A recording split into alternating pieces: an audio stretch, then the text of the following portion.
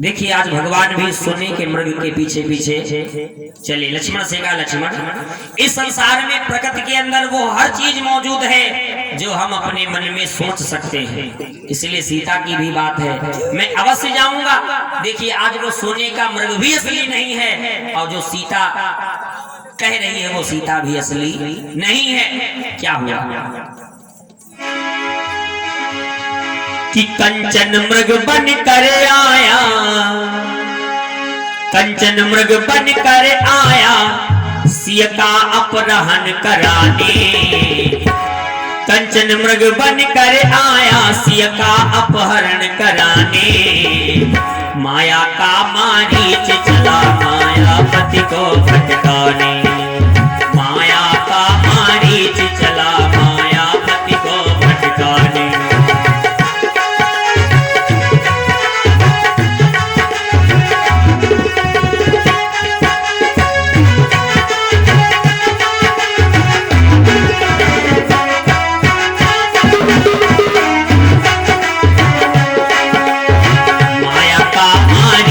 चला मायापति को भटकाने।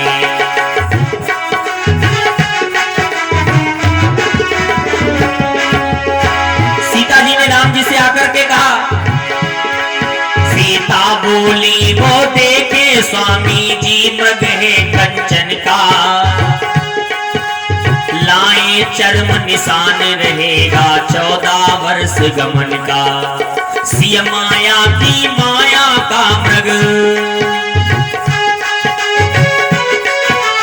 सिय माया की माया का मृग लगे राम मुस्काने। माया का मारीच चला मायापति को भटकाने। माया का मारीच चला मायापति को भटकाने।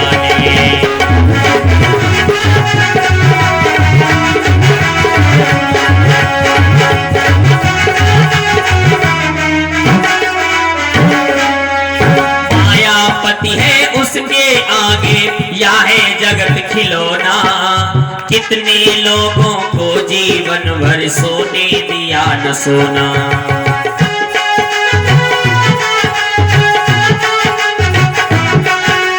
कितने लोगों को जीवन भर सोने दिया न सोना।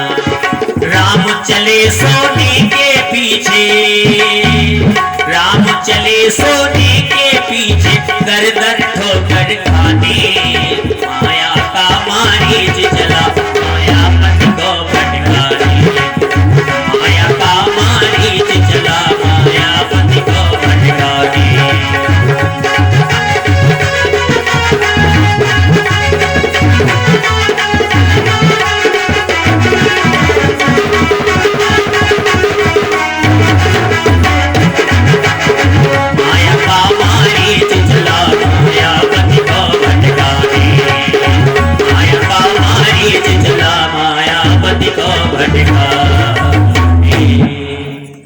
वो मायावी मारीच बड़ा सुंदर वेश बना करके राम जी पीछे पीछे धनुष बाण लेकर के गए। बहुत दूर तक राम जी भटकते भटकते निकल गए।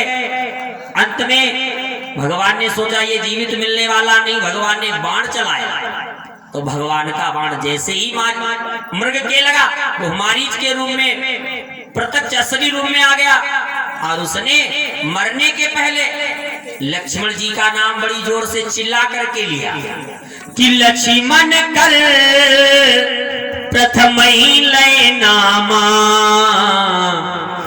पहले लक्ष्मण जी का नाम बड़ी जोर से लिया, भैया लक्ष्मण बचाओ, लक्ष्मण भैया बचाओ। लक्ष्मण जी का नाम 2 बार बड़ी जोर से चिल्ला चिल्ला करके लिया और राम जी का नाम मन में ले लिया कि लक्ष्मण कर प्रथम ही लय नामा। पाछे सुमेरी मन महु रामा। और मन में राम जी का नाम ले लिया। मरने के समय भगवान के वैकुंठ लोक के दरवाजे खुल गए, चला गया। इधर यह आवाज जैसे ही सीता माता ने कुटिया पे सुनी लक्ष्मण भैया बचाओ। ये आवाज जैसे ही सीता जी ने सुनी, लक्ष्मण जी से कहने लगी, भैया लक्ष्मण, लगता है तुम्हारे भैया किसी संकट में पड़े हैं, अब जाओ जाकर के उनकी रक्षा करो। तो सीता जी से लक्ष्मण जी ने कहा, माँ हमारे भैया किसी संकट में नहीं पड़ सकते हैं, वो है संकट मोचन, उनके ऊपर कोई संकट नहीं आता है। संसार के संकटों को मिटाने वाले, उनके ऊपर अगर संकट आएगा तो संसार में कुछ नहीं रहेगा। तरह तरह से लक्ष्मण जी ने समझाया, लेकिन लक्ष्मण जी की बातों का असर नहीं हुआ। सीता जी ने पहले प्रेम से और उसके बाद में प्रेम से नहीं, अब सीता जी ने रोष में आकर के बुरा भला कहना शुरू कर दिया। लक्ष्मण, मैं जानती हूँ जिस समय धनुष यज्ञ का कार्य हो रहा था उस समय भी तुम एक बार उठ करके खड़े हो गए थे धनुष तोड़ने के लिए, और हमें पता है तुम महलों से जो वन में आए हो, इसमें भी तुम्हारा कोई स्वार्थ छिपा हुआ है कि महलों से वन में आए हो। मैं जान गई, हाँ जान गई, मतलब का भाईचारा है।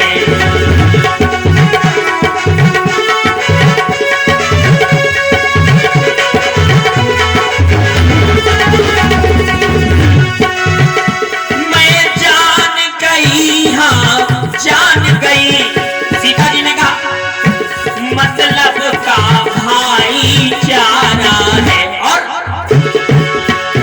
महलों से वन में आए हो, इसमें कुछ स्वार्थ तुम्हारा है।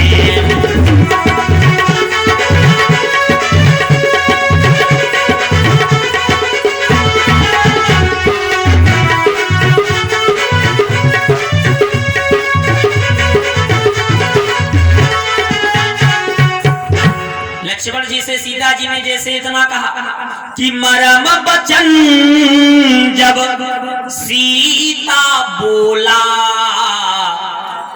हरि प्रेरित लक्ष्मण मन डोला। भगवान ने भी प्रेरणा दी, लक्ष्मण भैया आप काहे खड़े हो, हटो कुटिया के ऊपर से, और जो हो रहा है वो देखो। तो लक्ष्मण जी ने सीता माँ की बातों को सुनकर के आंखों में आंसू आ गए, लेकिन फिर भी अपने आप को संभाला और कहा, ठीक भाभी अगर कहती हो तो मैं जा रहा हूँ। भगवान का नाम लिया, कुटिया के चारों तरफ रेखा खींच दी, और लक्ष्मण जी ने कहा, सुनो भाभी, अरे साची कहूँ बात हित की है तुम्हारी। लक्ष्मण जी ने कहा, सुनो, भोजपुरी कवि लिखता है कि साची कहूँ बात हित की है तुम्हारी, फिर जायो ना रेखा के पार भौजी, जायो ना रेखा के पार भौजी।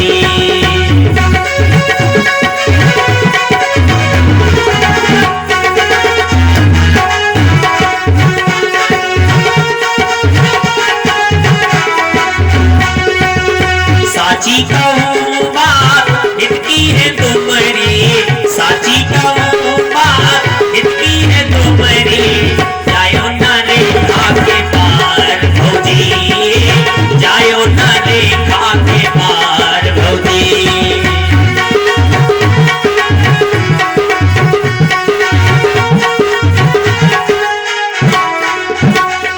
और सुनो भाभी, ये बन है दुष्टों का डेरा, ये बन है दुष्टों का डेरा, यहाँ लगा है उनका पहरा।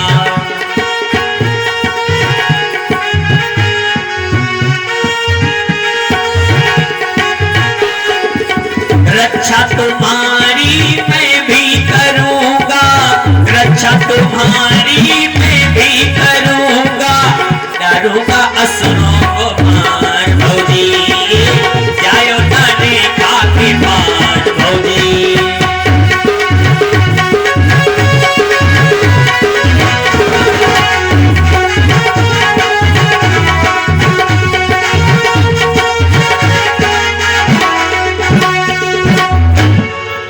लक्ष्मण जी ने सीता माता से कहा, भाभी ठीक है, चारों तरफ कुटिया की रेखा खींच दी, लक्ष्मण जी चले गए।